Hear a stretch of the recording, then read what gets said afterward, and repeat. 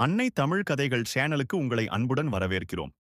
இன்று நாம் பார்க்கப் போகும் ஆத்திச்சூடி கதை கிளைபல தாங்கேல். தேவையற்ற பல பொறுப்புகளை ஒரே நேரத்தில் ஏற்காதே. இதன் பலனை எடுத்து கூறும் ஒரு அருமையான கதையை இப்போது கேட்போமா?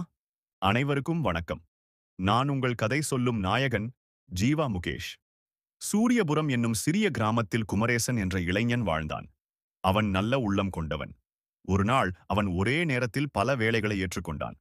நான் இன்று வயலில் வேலை செய்வேன், வீட்டை சுத்தம் செய்வேன், மேலும் சந்தைக்கு சென்று பொருட்கள் வாங்கி வருவேன் என்று அவன் நினைத்தான். அவன் எல்லா வேலைகளையும் ஒரே நேரத்தில் செய்ய முயன்றான். சில நேரம் கழித்து அவன் மிகவும் சோர்ந்து போனான்.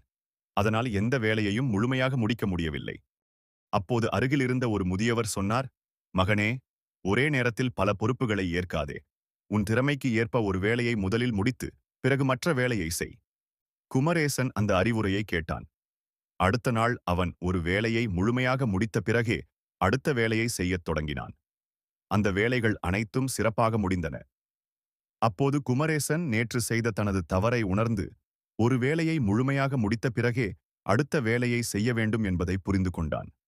இந்த கதை நமக்கு சொல்லும் பாடம்: நமது திறமைக்கு மிஞ்சிய வேலைகளை ஏற்காமல் செய்யக்கூடிய பொறுப்புகளை மட்டும் ஏற்று நிதானமாக செயல்பட வேண்டும்.